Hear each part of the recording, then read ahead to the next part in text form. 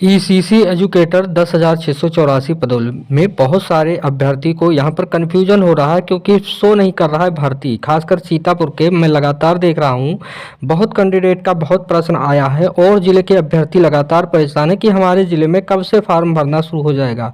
मैं सारा information detail में दूंगा, आप अंत तक वीडियो में बने रहिएगा। हम नहीं चाहते थे कि आपको कोई जानकारी मिस हो, लेकिन आप लोग यहाँ पर सही जानकारी लेने के लिए जुड़े रहते हैं।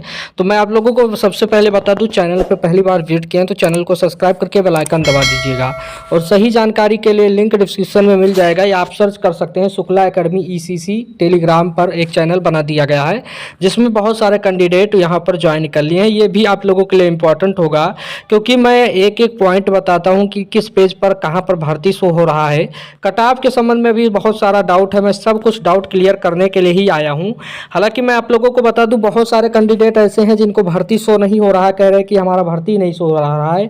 सबसे पहले तो आप लोग जब यूपी सेवा योजना पोर्टल पर जाते हैं तो वहां पर जो फॉर्म आवेदन करवाते हैं, स्टेप टू स्टेप बहुत सावधानी पूर्वक फॉर्म अप्लाई करवाइएगा, नहीं तो गलती बहुत होने का चांस बनता है। सबसे पहले जो आपका सब्जेक्ट होगा उसे भी चयन करने में आपको बहुत सावधानी बरतना होगा।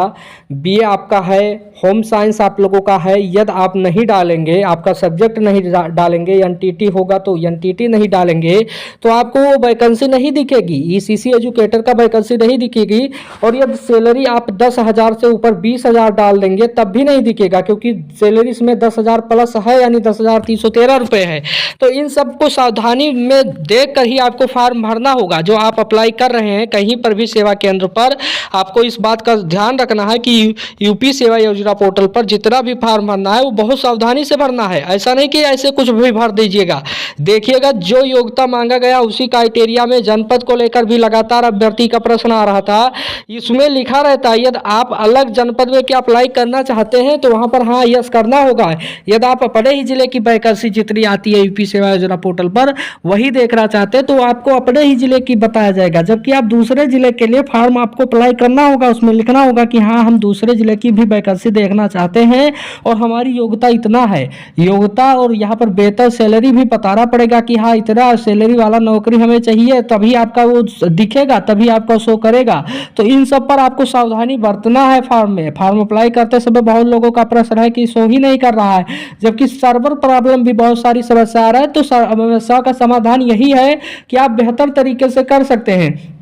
हालांकि इस पोर्टल की एक खास बात और भी है, आपको मोबाइल नंबर मिल जाएगा, संपर्क सूत्र इस पोर्टल का, और आपको जीमेल पर एक एप्लीकेशन भी लिखना होगा। ये तामझाम करना होगा। यदि आपका बहुत बड़ी समस्या है तो वहां से आप लोगों का लखनऊ में ये जो आपका पोर्टल है वहां पर जांच विभाग बैठता है, सारा कुछ देखता है आपका डिटेल की सही है, कुछ सबमिट है, कुछ नहीं सबमिट है। यदि आपका सबमिट नहीं रहता तो आपको कहीं ना कहीं अवगत करवाया जाता है, कहीं ना कहीं आपका फॉर्म नहीं शो होगा, कुछ ना कुछ कमियां रेड में दिखाई देगा कि हाँ ये कमियां हैं इस फॉर्म में। तो इस बात को ध्यान में रखना होगा। कई सारे अभ्यर्थी कह रहे हैं कि हम ईडब्ल्यूएस क्या लगाएं, तो जी हाँ लगाइए, उसका फायदा होगा। ईडब्ल्यूएस लगाइए, ओबीसी सर्टिफिकेट लगाइए, एससी एसटी का बताइए, क्योंकि उसमें अलग अलग विभागों में अलग अलग मेरिट भी बनने वाला। मेरिट पे भी मैं चर्चा कर दिया था कि हाई स्कूल, इंटरमीडिएट और बीए में तीनों का योग लगाकर आपका औसत निकाला जाएगा, उसी के आधार पर आपका सिलेक्शन किया जाएगा। तो इन सारे मुद्दाओं को ध्यान में रखा जाएगा। मैं आप लोगों को बता दूं, सीतापुर, बाराबंकी और यहाँ पर आपके सामने देवरिया, 3 ऐसे जनपद हैं जहां पर फॉर्म आवेदन हो रहा है। लगभग 16-18 तक लास्ट डेट है, तो एक दिन में फॉर्म को अप्लाई करके कहीं ना कहीं सबमिट कर दीजिएगा।